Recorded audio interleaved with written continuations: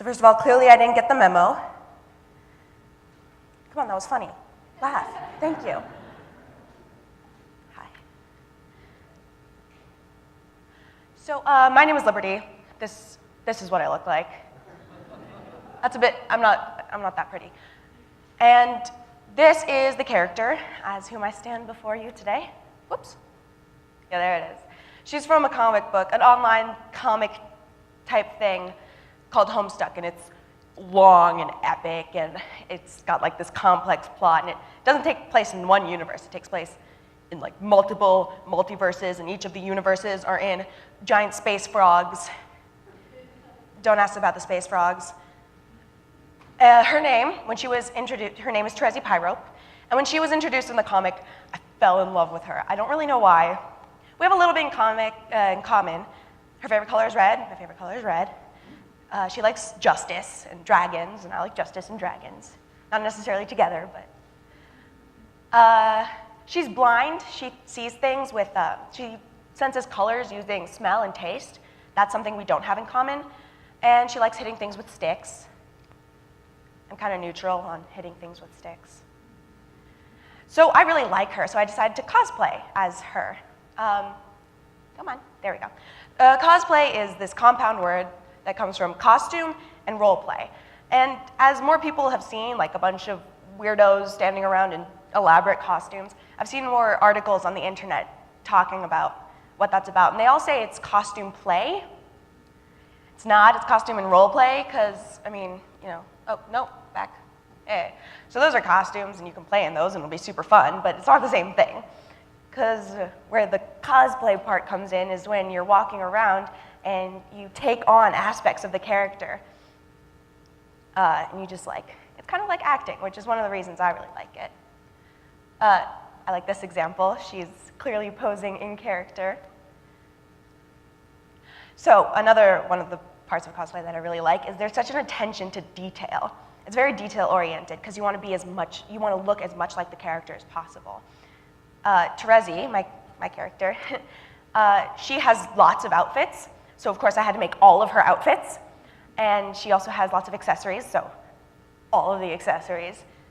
Here she has a dragon cape, so I made myself, hold on. This is,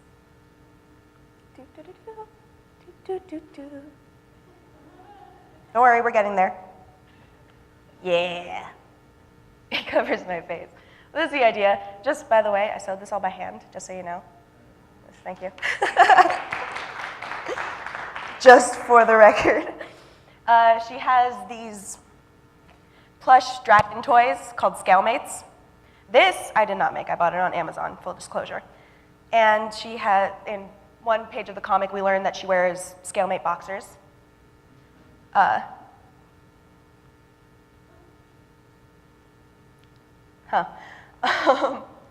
So I had to buy those as well. And I don't actually wear them, but when I went, yeah. So, not important.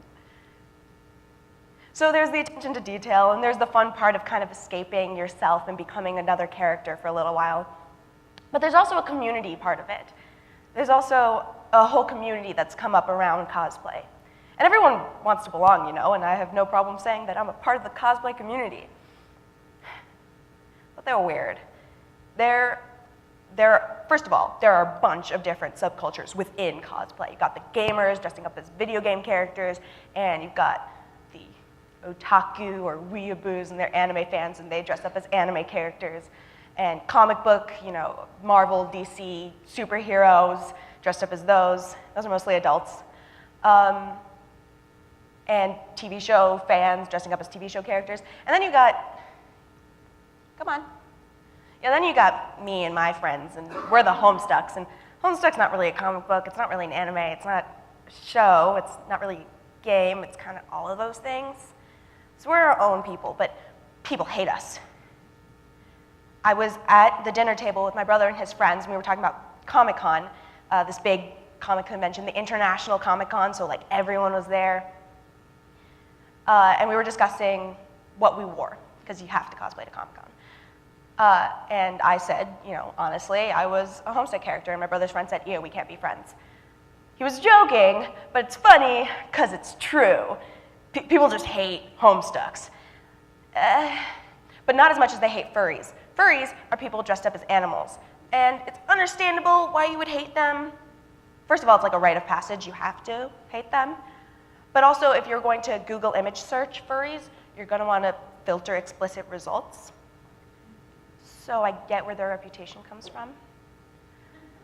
But I also have a theory that people don't really like when there are huge groups of people in this fandom, fanatic domain, this group of people who like the same thing, and they don't get why. And there are so many of them, and they don't understand, and then it just becomes a joke. And then, you know, people have to dislike them. Deadpool, dude, there we go.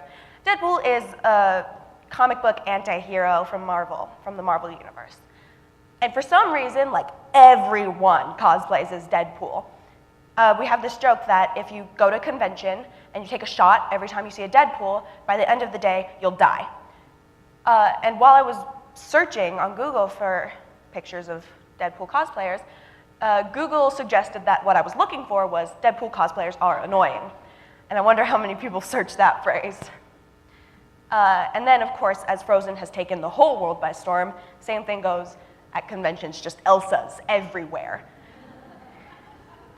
And Slave Leia from Star Wars, when she was, you know, held by Jabba the Hutt, that's his name, you know, she looked really sexy, so of course, everyone is Slave Leia. Everyone. So much so to the point where, I mean, you know, you're walking around, there are tons of people everywhere. You see someone wearing an outfit you recognize, and you're like, hey, we're friends now. Slave Leia's, you know, you might like Star Wars, but dime a dozen. No one cares. And so you get this, like, stigma against different people dressed up as different things for whatever reason. And you'd think people would be able to put it all aside for the sake of geeking out together over lame things. I mean, we're all dressed up like weirdos when you really think about it. And that's what happens when you put a bunch of people together. There has to be some weird hatred going on. Yeah, it's the same thing with Homestucks. People who like Homestuck, tons of them everywhere. And we're weird. I guess another reason they might not like us is because of our weird obsession with kissing. I don't get it. These are actually friends of mine. They kiss a lot. So I guess I get where they're coming from, but there are like tons of us, and I don't know. People don't like us. Like, you have to not like people dressed as Homestuck characters. So these two, I went to a panel they held. It was called Geek Psychology and the Psychology of Cosplay. And they were discussing how they think people, like you, have more or less accepted the weirdos and the geeks and such. And they used the example of The Big Bang Theory, that TV show, as a proof that we're more accepted. But I think it's more of a anti-proof. That's not a word. It's something like that. Where it's kind of like, first of all, those characters are not, I don't know, they're weird. Like, weirder than this kind of weird. Just not right. And kind of annoying. And so they just they're like saying, oh, this is a show about geeks. And then everyone goes, wow, geeks are super annoying. But also in a way, it's almost like, you know, these are the geeks in their natural habitat. And everyone's like, ooh. But they also brought up sports fans. If you kind of think about it, sports fans kind of cosplay. They'll go to the games all painted in the colors so that everyone knows, oh, you're a fan of that team of sports. And they'll wear the jerseys of their favorite players so they can go, oh, you like, this is how sports people talk. Oh, you like Michael Jordan, me too, we're friends. So, come on, laugh, please. Thank you. Whoops. Yeah. And I think fantasy football is kind of like role-playing in a way, I think. I don't actually know what fantasy football is, but it involves like some strategy, some luck, right? Yeah, me either. Whatever. I'll leave you with this picture of my nerd friends. And the the bottom line is just that we're all humans, we all like things, so it doesn't really matter how weird we look while doing it. The end. Thank you.